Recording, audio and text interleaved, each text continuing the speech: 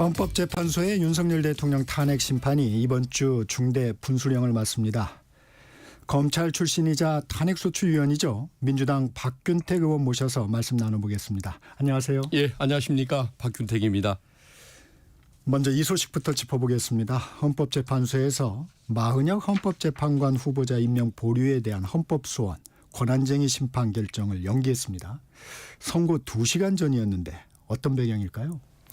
그 최상목 권한대행 측에서 변론을 재개해달라고 신청을 했다고 합니다. 네. 아마 국회 그 선출 과정에서 여야의 합의가 없었다는 증거를 제출할 계획이다라고 얘기하다 보니까 일단 헌재 입장에서는 그걸 들어줄 수밖에 없었고 그래서 변론이 재개됐다는 것인데 제가 보기에는 별로 뭐 새로운 증거를 제출할 만한 게 없는 것 같은데 오히려 기일을 늦추려는 저런 의도가 아닐까 그게 좀 우려되는 상황입니다만은 그래도 재개된 이상 어쨌든 헌재에서 또 다시 뭐 저 10일 날 네. 변론을 뭐 재개해서 진행할 수밖에 없고 뭐 판단에는 뭐 변함은 없을 거라고 믿습니다만은 네. 기일이 또 이렇게 연기되고 있는 것 이게 좀 아쉬운 생각이 듭니다.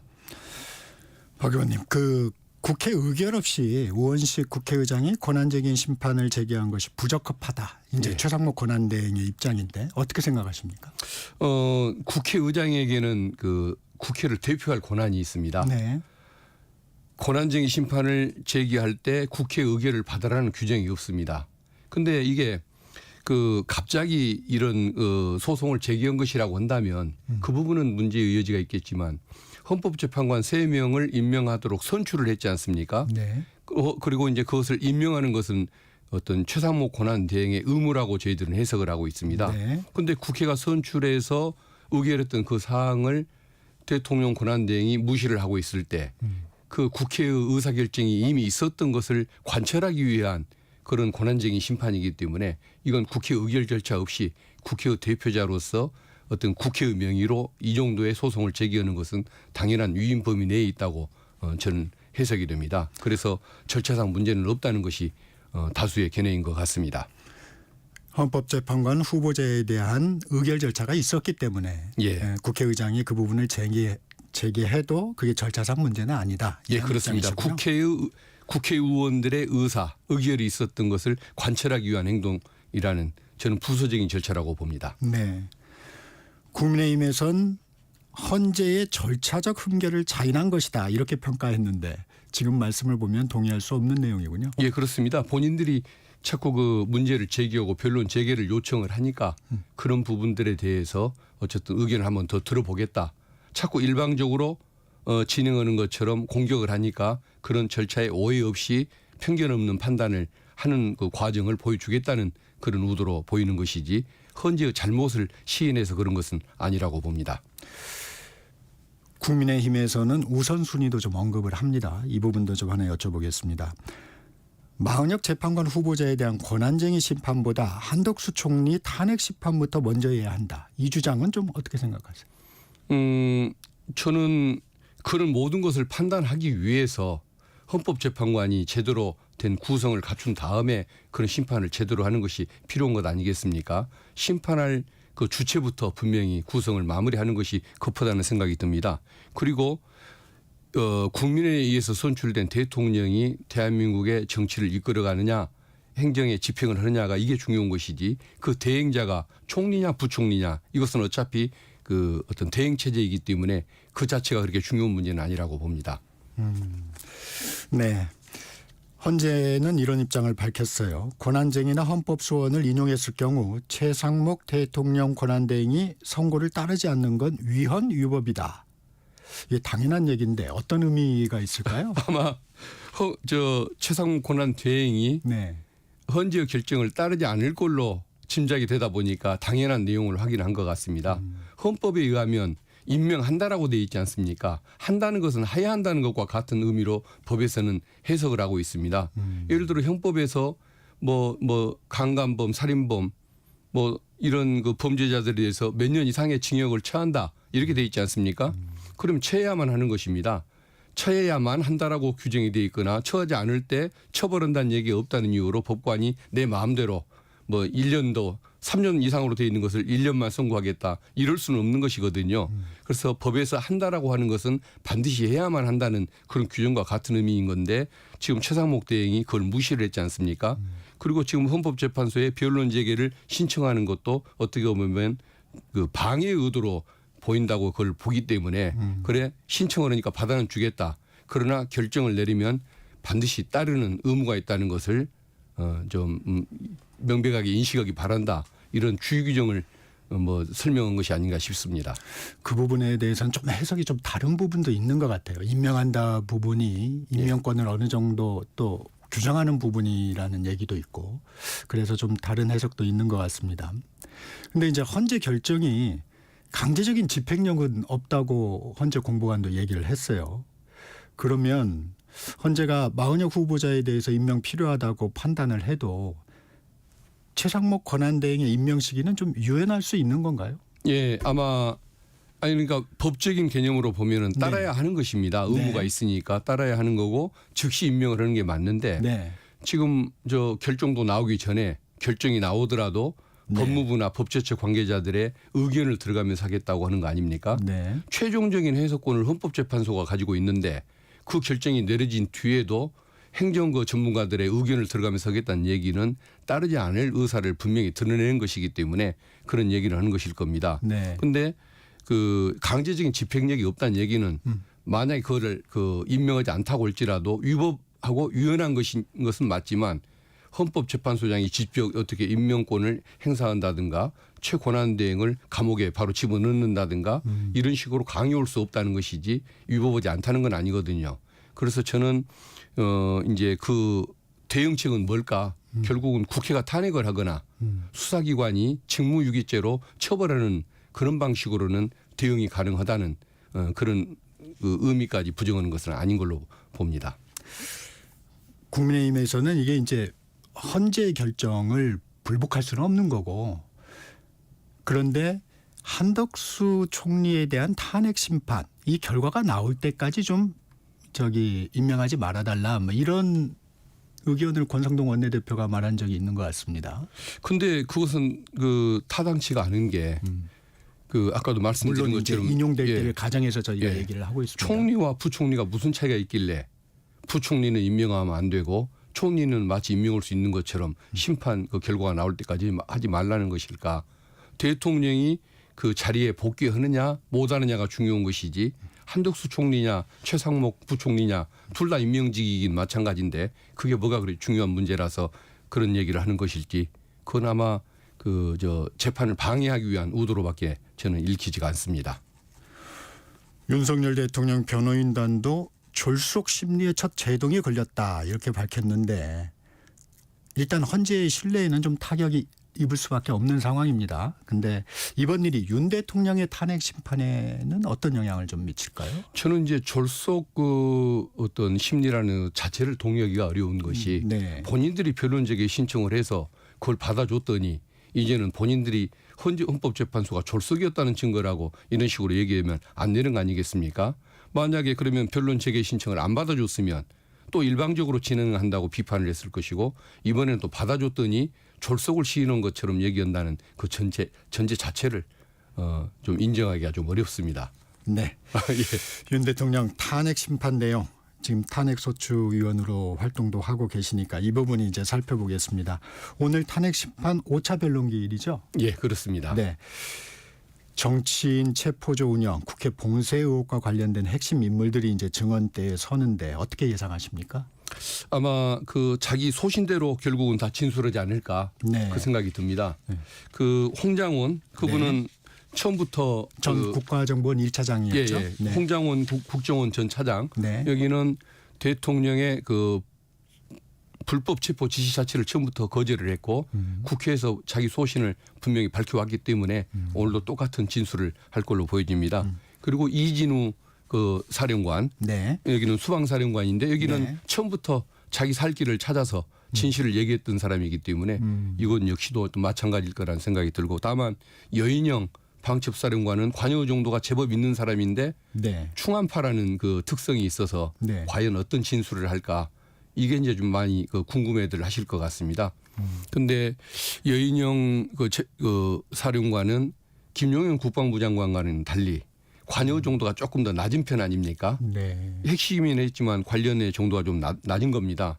김용현 장관 같은 경우는 사실 빠져나올 길이 없기 때문에 어차피 처벌받는 거라고 한다면 그 어떤 윤석열 대통령에 대한 의리라도 있다고 평가받고 싶어하는 그런 욕구가 있었을 것 같은데 여인영 얘기는 그래도 좀 형량을 줄이고 빠져나올 가능성이 조금이라도 있다 보니까 자기 살 길을 찾기 위해서 아마 진실에 가깝게 얘기할 거라고 그 저는 예측하고 있습니다. 윤 대통령이 또 이렇게 직접 신문을 할 수 있는 상황인가요? 예, 그렇습니다. 희망하면 하는데 일반적인 예측으로는 사실 별로 할 말이 없기 때문에 안 해야 정상일 것 같다는 생각은 드는데 지난번 그 심리 때 윤석열 대통령이 좀 사실 개그 콘서트 수준의 네. 그런 코미디 기극을 벌였지 않습니까? 국회의원을 끌어내는 것이 아니라 요원을 끌어내라는 것이었다라든가 뭐 계엄령이 아니라 계몽령이라든가 이런 식의 그런 이상한 행태를 보였는데 그때 보여줬던 그 뭐라 할까요?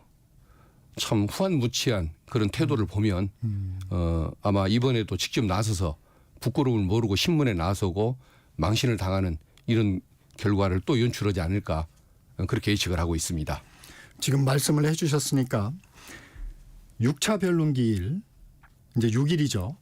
거기에도 이제 당시 주요 지휘관들이 증언에 나서는데 곽종근 전 특전사령관이 좀 관심을 끕니다. 예. 그 김용현 전 국방장관이 지금 말씀하신 대로 의원 아닌 요원을 끌어내려 했다.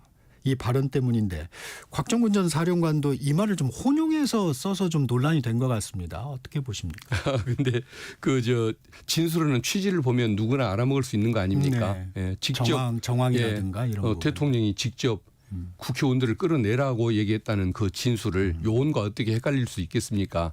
만약에 요원을 지칭하는 것이었으면 그 당연히 뭐 겸 가담했던 그 현역 군인들을 특수 요원들을 뜻했기 때문에 그냥 나오라고 지시하면 되지 그 뭐 명령에 그 따라 행동하는 사람들한테 끌어내라고 지시할 필요가 뭐 있었겠습니까? 그냥 나오라고 지시만 하달아 했으면 되는 거 아니겠습니까? 그래서 그것은 결코 헷갈릴 수 있는 문제가 아닌 것 같습니다. 네. 6일 6차 변론기일부터는 이제 하루 종일 집중 심리를 합니다. 집중 심리가 일반적으로 좀 이루어지는 건가요? 아니면 헌재가 좀 의지를 갖고 좀 하고 있는 부분인가요? 일반적으로 집중 심리는 흔히 일어나는 일은 아닙니다. 네.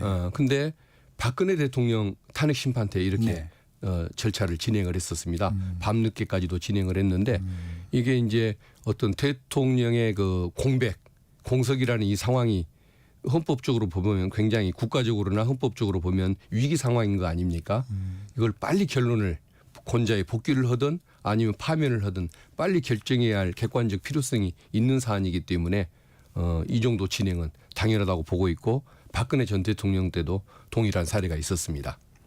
지금 13일까지 변론기일이 정해져 있나요? 예, 그렇습니다. 네네. 그러면 이게 집중 심리가 이루어지면 이달 중 뭐 변론 절차가 종료될 가능성도 있다. 뭐 이런 얘기도 나오던데 의원님은 어떻게 보십니까? 제가 보기에는 추가 증인이 또 있다든가 또 마은혁 재판관이 혹시 임명됐을 때 네. 변론 갱신 절차가 있다든가 이런 걸 고려하다 보면 절차가 조금 더 지연되거나 추가될 가능성은 있는데 그것에 의하더라도 20일 이전 중순 중에는 저는 마무리가 될 걸로 예상을 하고 있습니다. 그래서 20일을 뭐 크게 넘기지는 않을 거다는 예측을 하고 있고 그러다 보면 그로부터 한 열흘 정도의 그 판결문 결정문 작성 기간 이런 기간이 있죠. 이런 걸 따지다 보면은 저는 3월 초순 안에는 선고가 이루어질 것 같다 이렇게 예상을 하고 있습니다. 국회 탄핵소추단 입장에서는 지금 그 정도를 대충 예상하고 계시겠군요. 예, 그렇습니다. 네.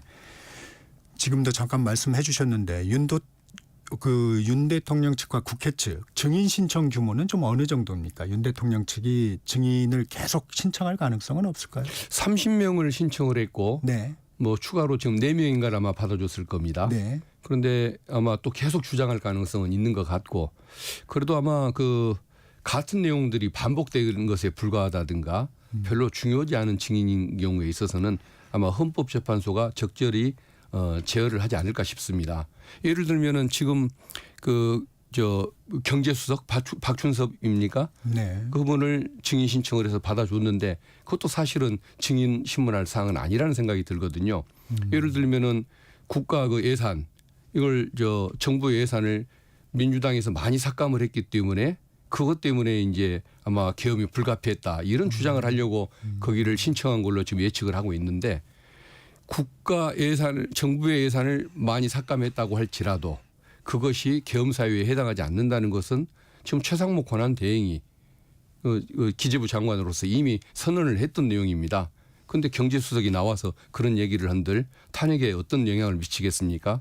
그렇게 쓸모없는 신청도 받아줘가면서 지금까지 하고 있기 때문에 제가 보기에는 더 이상 받아줄 사람은 없지 않을까 그 생각이 듭니다. 네.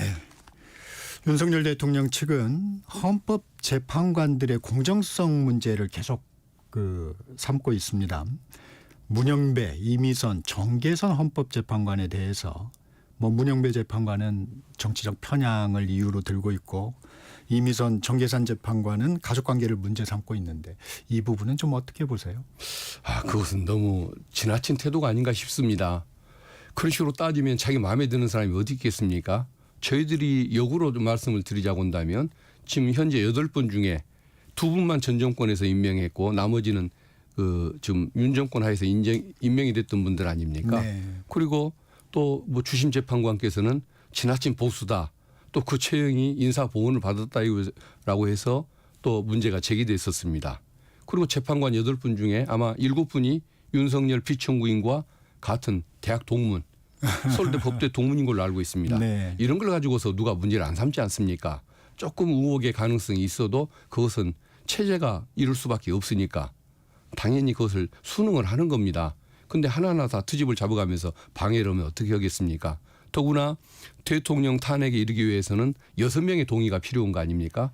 아까 그 3분만 가지고 문제를 삼는다고 치면 그러면 나머지 중도 보수에 있는 분들 그분들도 여기에 과반수 이상이 찬성을 해줘야만 통과가 가능한 것인데 그걸 가지고서 주장을 하는 것은 저는 억지다. 저는 헌법재판 체제를 좀 부정하는 거 아니냐. 이런 생각을 합니다. 헌법재판관들이 이런 부분에서 압박을 받거나 그러진 않겠죠? 아마 워낙 여론 같은 것들이 또 중요한 것들도 있고 또 그 정권 차원의 공격들, 여당 의원들의 공격들 여러 가지가 신경은 많이 쓰이겠지만 그 정도는 충분히 극복하고 자기 양심에 따라서 결정할 수 있는 훈련을 법관으로 재직하면서 20년, 30년 싸운 분들 아닙니까? 그래서 중립적인 판단을 할 걸로 믿습니다. 그래서 저희가 보기에는 이제 절차적 정당성이나 이런 부분을 헌재가 더 신경을 쓸 것 같은데 그러면 당초 예상했던 것보다 조금 더 심리 기간이 늘어나지 않을까 하는 생각도 좀 있습니다. 제가 봐도 그렇습니다. 지금 조금 반복적인 증인들이고 쟁점이 같아서 별 필요가 없는 것 같은데도 4명이나 또 받아줬던 거 이런 과정들을 보면은 아마 요구하는 내용들을 좀 더 들어주는 과정에서 늦어지지 않을까. 마은혁 재판관 권한쟁의 심판 이것과 관련된 것들도 변론을 제기하는 것들도 그렇고 아무튼 절차적으로 조금 지나치게 좀 신경을 쓰는 거 아닌가 싶을 정도로 나름의 그런 모습을 보이는 것 같은데 어쨌든 신속하게 하면서도 의견을 들어가면서는 그런 절충적인 노력 이걸 지금 하려고 노력하고 있는 것 같고 앞으로도 그렇게 될 것 같습니다. 그런 분위기가 좀 읽히긴 하는군요. 그렇습니다. 그런데도 불구하고 이 대통령의 공석 상태 이것은 빨리 해소해야 맞는 것이기 때문에 신속하게 진행하려는 의지에는 변함이 없다고 봅니다. 윤 대통령의 공소장이 공개가 됐습니다. 폭동을 일으켰다고 적시하면서 이상민 전 행정안전부 장관에게 언론사 단전 단수 조치를 지시한 혐의도 담았는데 검사 출신이시니까 공소장 내용 좀 어떻게 보셨습니까? 지금 내용을 보면은 윤석열 대통령에게 굉장히 불리하게 돼 있지 않습니까?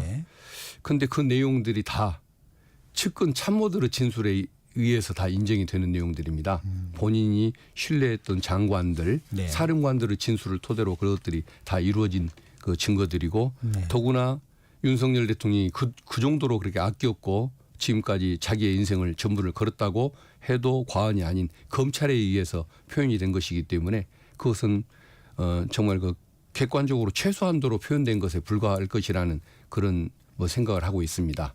윤석열 대통령은 피의자는 그것을 서운해 하겠지만 그래도 그 가장 윤석열 대통령과 가까운 조직이었던 검찰이 그런 결론을 내렸을 때에는 그것은 시비의 여지가 없을 것이다.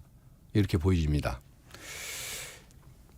오늘 여야정협의체 실무협의가 열릴 것으로 보이는데 추경도 주요 현안입니다. 이재명 대표는 민생회복지원금 25만 원은 포기할 수 있다는 입장을 밝혔는데 지역화폐 예산은 추경을 통해 추진하는 거죠? 그 부분. 예, 어느 정도 기본은 당연히 필요할 수밖에 없을 것 같습니다. 네. 이번에 그 추석 때 민심을 들어봐도 이번 그 구정 때 네. 시장을 돌면서 의견을 들어도 그렇고 택시 기사님들의 의견을 들어도 그렇고 이처럼 어려운 때가 없었다는 겁니다. 특히 12월 이후에는 아예 장사 자체가 더 안 된다는 이런 고통들을 많이 말씀을 하시는데 그 정말 고사야 직전인 그런 자영업자들의 상황을 생각한다고 한다면 기본적으로 이걸 생각하는 자세가 여당 의원님들에게도 좀 있었으면 좋겠다. 야당의 의견에 무조건 반대할 것이 아니라 정말 민심을 좀 반영하는 노력들을 시장의 현실을 반영하는 노력들을 여당 네. 의원님들이 발휘주길 기대합니다. 국민의힘은 이런 얘기를 하고 있어요. 민주당이 일방적으로 감액 처리한 2025년도 본예산 보완 추경이 돼야 할 것이다. 예. 입장인데 이 부분은 좀 어떻게 생각하십니까? 이 부분은 정말 좀 안타깝습니다. 네. 혹시 제가 네네네. PPT 한번 좀 준비한 거 네네. 혹시 유튜브로 보실 분을 위해서 한번 좀 준비를 네네. 해왔는데 네. 내용을 거기서 보시면 알다시피 민주당이 줄였던 내용들은 대왕고래 관련된 예산 그리고 또 김건희 마음치료 관련된 그런 예산 대통령실의 과도한 ABB 4조나 되는 ABB를 평소 사용량에 맞춰서 2조 정도 줄였던 거 이런 내용들이고 그다음에 권력기관들의 특수활동비였습니다. 그게 민생과 무슨 상관이 있습니까?